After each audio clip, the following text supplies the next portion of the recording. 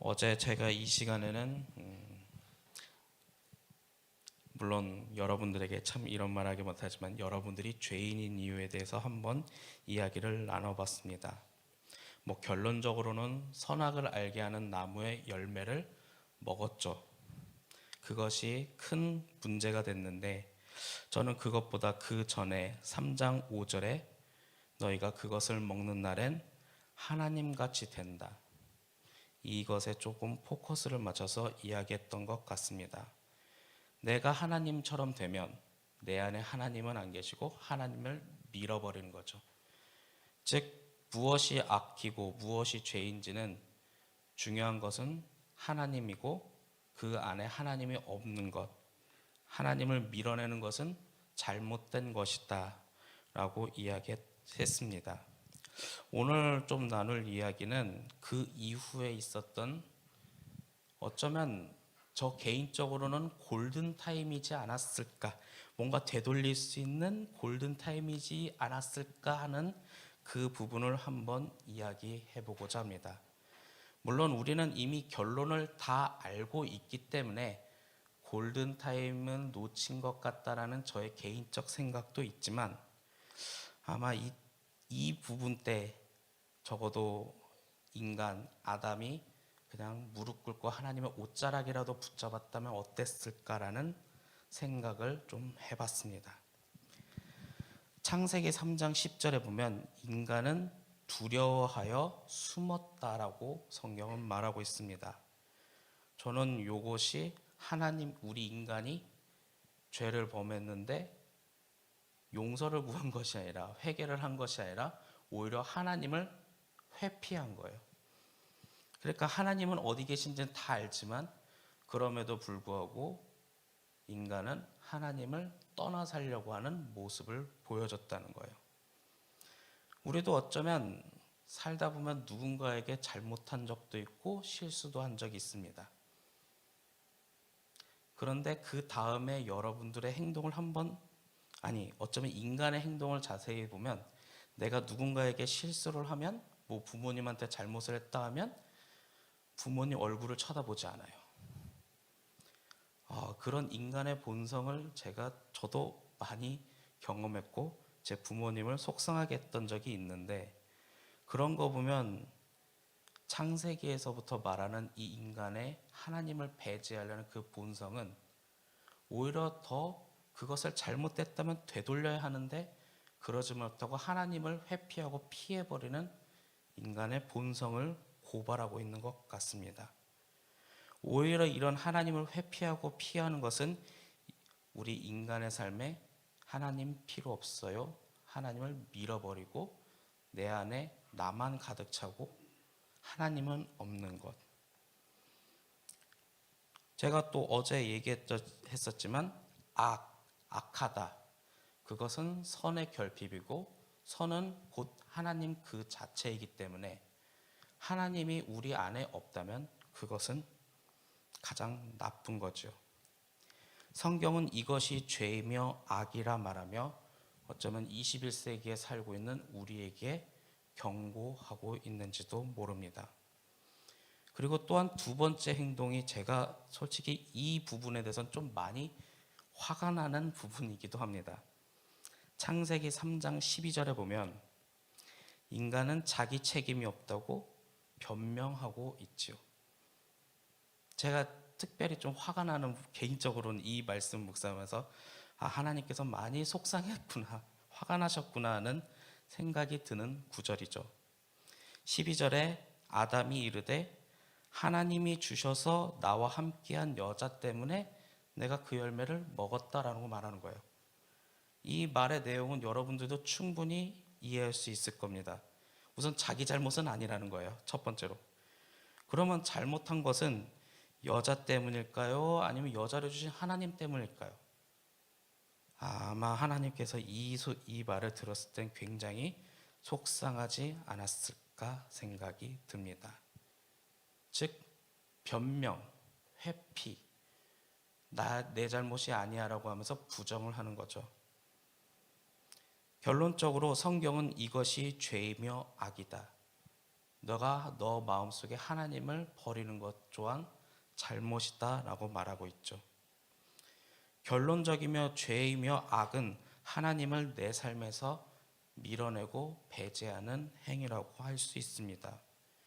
그렇기 때문에 오늘 우리는 이 말씀 앞에, 저는 성경을 보고 내 이웃 사람을 보면 이웃 사람은 질책할 것밖에 보이지 않습니다.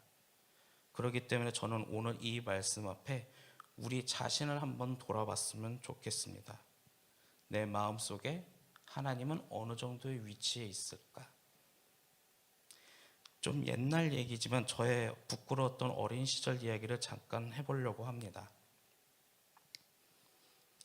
초등학교 다녔을 때로 제 기억이 납니다. 3학년 이하이니까 아마 10년은 못 살았던 그 시점에 저의 부끄러웠던 과거는 식탁 위에 500원짜리 동전이 놓여 있었습니다. 아마 부모님께서 놔두신 거겠죠. 여러분들도 알다시피 그 500원짜리를 몰래 가져갔던 저의 부끄러운 과거가 있었죠. 그 500원으로 가지고 신나게 놀았지만 나중에 이것이 잘못됐다는 것을 저의 인식했을 때, 그때 일부러 집을 늦게 들어가는 제 자신이 기억났습니다. 이것이 어쩌면 잘못된 것이 들통나는 회피행위죠. 그래서 집에 늦게 들어갔고, 집에 들어갔더니 어디 있느냐고 묻자,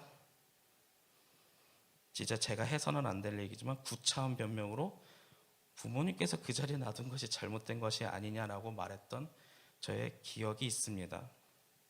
하지만 저의 이 기억이 저만의 것이 아니라 우리 인간이 가지고 있는 보편적으로 자기는 하나님을 배제해 놓고 자기는 선하다 하기 때문에 이런 회피 행위가 있고 변명 행위가 있다는 거죠. 그렇기 때문에 우리는 이 말씀 앞에 나는 어떻게 하고 있는가라는 생각이 듭니다. 그리고 또한 아담이 이때 그냥 제가 잘못했고 하나님의 옷자락이라고도 붙잡고 용서를 구했다면 좀 다른 일이 있지 않았을까라는 생각이 들 정도였죠. 여러분들은 오늘 이 말씀 앞에 어떤 생각이 드십니까? 저는 하나님께서 많이 속상했겠다라는 생각이 들었고 마음이 별로 좋진 않았습니다. 만약 저와 같이 그런 생각이 들었다면 그건 주님께서 여러분들에게 그 마음을 두고 하나님과 함께하고 가까이 하기 위해 더 기도하라는 주님께서 주신 마음이라 생각합니다. 또한 어떤 이는 이 말씀을 듣고 내 자신을 다시 한번 새롭게 돌아가야겠다, 그러지 말아야겠다는 결단이 들었다면 다시 하나님의 말씀으로 돌아가고 하나님의 뜻대로 돌아가는 것, 그걸 전문용어로 회개라고 하지요. 즉 내가 가는 길이 하나님의 뜻이 아니다라고 내 스스로 인식했다면 다시 하나님의 뜻대로 돌아가야 하지 않겠습니까? 감리교회의 창시자인 웨슬리는 은혜의 수단이 있다고 말합니다. 은혜의 수단은 인간이 하나님께 은혜를 받기 위한 여러 가지 수단과 행위를 말하고 있죠. 그건 특별히 어렵지 않습니다. 우리가 알고 있는 은혜의 수단, 기도하고 성경 보고 예배드리고 전도하고 찬양하고 봉사하고, 우리가 다 알고 있는 거 아니겠습니까? 이런 거를 통하여서 반복적으로 할 때 주님께서 우리에게 은혜를 내려주는 하나의 수단이 있다라고 웨슬리는 말합니다. 그렇기 때문에 우리는 하나님께서 우리에게 은혜를 부어주시기에, 축복을 부어주시기 위해, 우리가 하나님과 동행하고 함께하기 위해 가장 필요한 것들이 오늘 우리는 해야 할 것입니다. 지금은 우리가 이 자리에 기도하기에 모였으니 지금 이 순간은 기도를 할 것이며, 또한 여러분들은 오늘 세상 밖으로 나아갈 때 여러 가지 일이 있을지도 모르겠습니다. 사회, 직장, 학교 등등 그 안에서는 항상 주님과 동행하기 위해 걸어가면서도 기도할 수 있고, 또한 걸어가면서 찬양할 수도 있고, 그러면서 우리는 무의식적으로도 하나님을 내 인생에서 배제하는 것이 아니라 항상 하나님과 항상 내 마음에 두기 위해 우리는 열심히 하루하루를 살아가야 할 것입니다. 이렇게 여러분들이 오늘 일생이 하나님을 잃어버리지 않기를 간절히 소망합니다. 그렇게 오늘 또한 기도하기 소망하며 그렇게 하나님을 잃어버리지 않고 항상 내 마음속에 주님과 함께할 때 우리는 오직 기도로 승리하는 두드림 교회가 될 것입니다. 그렇게 될 수 있는 오늘 기도가 되기를 간절히 소망합니다. 기도하겠습니다. 사랑의 하나님, 참으로 감사합니다. 오늘 하루 주님의 말씀으로 하루를 시작했으니 오늘도 주님과 동행하며 살아갈 수 있도록 주님 도와주시옵소서. 항상 주님의 말씀으로 승리하며 살아가는 우리가 되며 우리 두드림교회가 오직 기도로 굳건하게 세워지며 오직 기도로 승리할 수 있기를 소망합니다. 오늘도 세상 속에 여러 가지가 일이 있어도 주님과 동행하는 것이 항상 우리의 기쁨이고 승리가 될 줄 믿습니다. 주님 도와주시옵소서. 언제나 함께 하신 아버지께 감사드리며 주 예수 그리스도의 이름으로 기도하였습니다. 아멘.